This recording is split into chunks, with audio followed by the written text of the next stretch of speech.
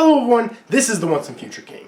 So, something you should know about me is that I am a huge fan of the Fate franchise. I love Type Moon in general, pretty much all of their works like The Garden of Sinners, Melty Blood, Tsukihime, but my absolute favorite is Fate. I'm probably one of the biggest Fate heads, at least regarding anime, that you could ever really meet. Now I haven't really checked out most of the supplementary material yet, such as a lot of the games and the visual novel. I want to check out the visual novel, but I can't find it on Steam with its English translated patch, and there is no official English translation. That English translated patch is merely a fan translation, so unfortunately I can't play it right now. But regardless, I wanted to make a video today talking about probably my favorite character in the entire Fate franchise, and that is Saber. Although there are many versions of Saber, but for the purposes of this video, I'm talking specifically about Artoria Pendragon, the primary Saber, who is Saber in Fate Stay Night and Fate Zero. I absolutely love Saber. Ever since I originally watched Studio Dean's Fate Stay Night from 2006, which I watched in 2014, I've been in love with this character, and immediately after I watched Fate Zero, and that made me fall in love with her even more. She's undoubtedly my favorite waifu in all of anime. Even though I do have plenty, she is always the one that I think about the most. I love her character design, I love her abilities, I love her fight scenes, I love her personality. And unfortunately, I don't think Saber gets the respect that she deserves among the fandom. It's not that Saber doesn't have a ton of fans. She absolutely does. She's incredibly popular, especially her character design. Her character design is so damn popular that they've reused it so many times for so many characters. Not just in Type Moon, although there are plenty of Saber faces in Type Moon, so much so that the Type Moon Wiki actually has a page specifically called Saber Face, which lists all of the different characters that shares her face. But also outside of Type Moon, there are so many different characters that have been modeled physically after her, and even sometimes personality-wise, in terms of being the incredibly honorable and courageous knight with her design. But there's also the section of fans that seem like they don't really like her that much. And I mean, you're all entitled to your opinion, but I just wanted to share mine, and why I feel like she is the best servant, in my honest opinion.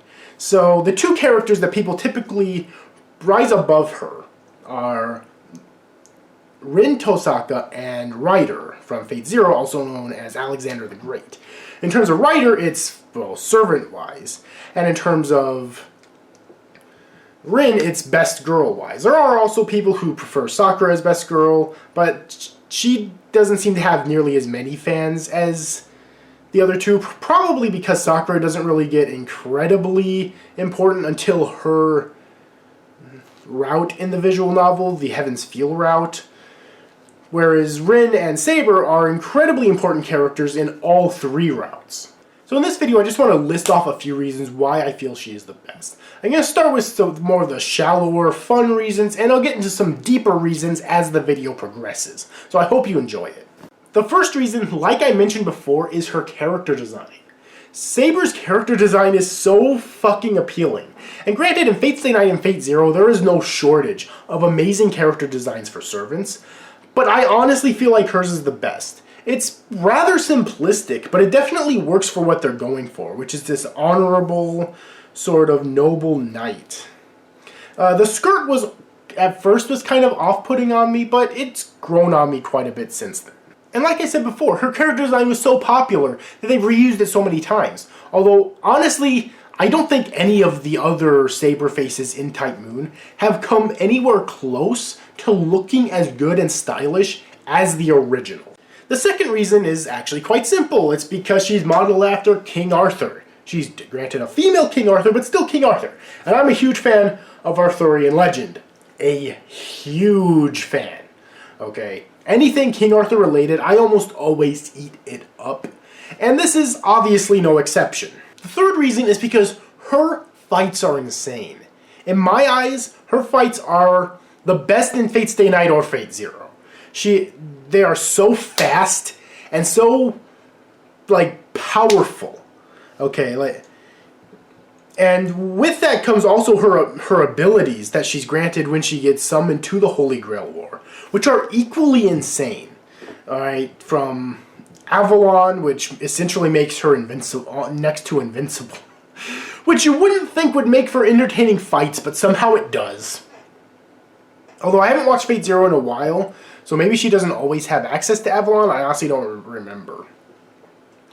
To Excalibur, which is extremely powerful, and could be more powerful if Kiritsugu gave enough of a shit to actually supply her with continuous magical power, but that's neither here nor there. Plus, just in general, her speed and her agility. Her fights are so much fun to watch. Next up, we have her character, which is the most important thing to mention. I love her personality. In some respects, it is kind of a generic, like, you know, honorable knight. But I think enough depth is added to set her apart from a lot of those other characters, especially ones that are seen in, like, anime and manga. So she was the king of all of Britain when she was alive. King Arthur, essentially. And, however, when Britannia fell, she felt like it was her fault as the king. That a king is supposed to protect her people. But she was unable to do that. So to make up for that, she wanted to wish on the Holy Grail for a do-over. Now, this is a very controversial subject for a lot of people, and I understand why people wouldn't like this motivation, okay? And I understand why people liked her character arc in Fate Stay Night when it comes to getting over that and moving on from her past. Even though you can't really move on from your past if you're literally dead. Like, what else do you have at that point?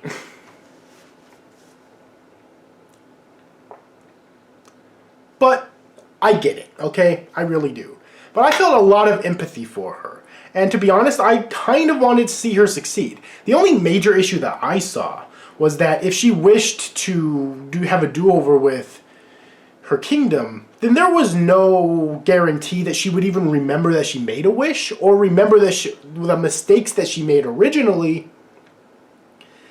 So it's totally possible that she would have unknowingly made the same mistakes again, and it would have just ended the same, okay? But it's also possible that she realized it, because she's not stupid. It's totally possible that she realized this, but wanted to go through it with it anyways, because again, she was dead. There was literally nothing left. Like, when you're dead, there's nothing left for you to do, okay? So if you have the option, of course you're going to try and redo things. You're fucking dead. Episode 11 of Fate Zero was simultaneously my favorite and least favorite episode of the series. And honestly, it's both for the same reason. It's because of her conversation with Ryder, which a lot of people really loved. I did, but I think for different reasons than they did. I loved it because, honestly, it cemented my love for this character.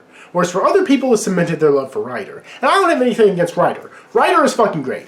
Ishkandar is amazing. Okay, I am not going to try and deny that. He is incredible. But during that conversation, I found myself siding with Saber all the way through. The way I see this discourse going most of the time is that a lot of people either sided with Ryder from the very beginning, or they sided with Saber in the beginning, but by the end they sided with Ryder. While I respected Ryder's arguments and I understood them, I still found myself siding with Saber all the way from the beginning to the end of the conversation because of the reasons that I mentioned before. It's the fact that, you know, I feel like her concerns and her sadness is very understandable. I definitely disagree with Ryder's declaration that King should never feel regret, because I feel like regret is just a natural human emotion. If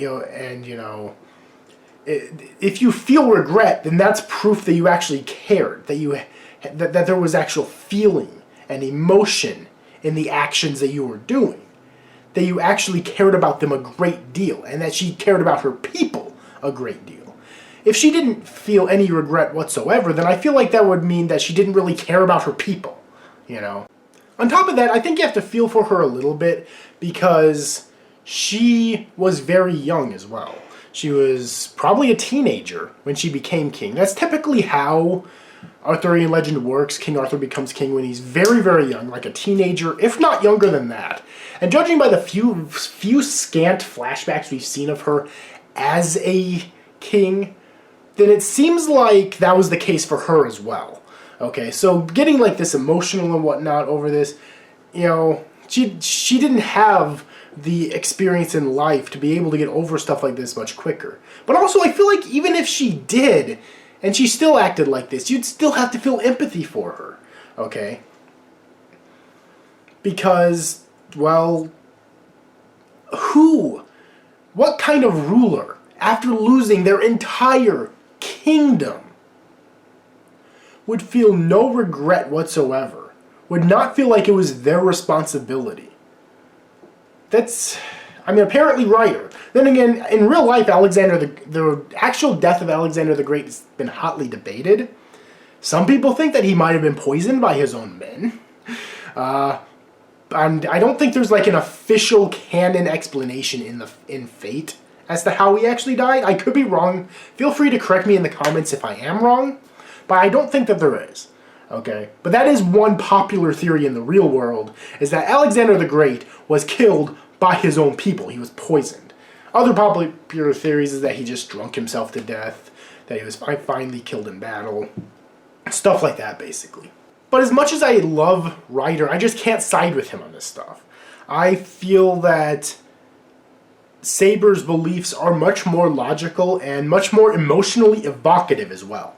And I'm not gonna lie, because of how much I love Saber, the ending of Fate Zero made me cry. It's one of the few moments in anime that actually made me cry. And I cried a lot. I was fucking depressed afterwards. Now keep in mind, I think that is an amazing anime finale.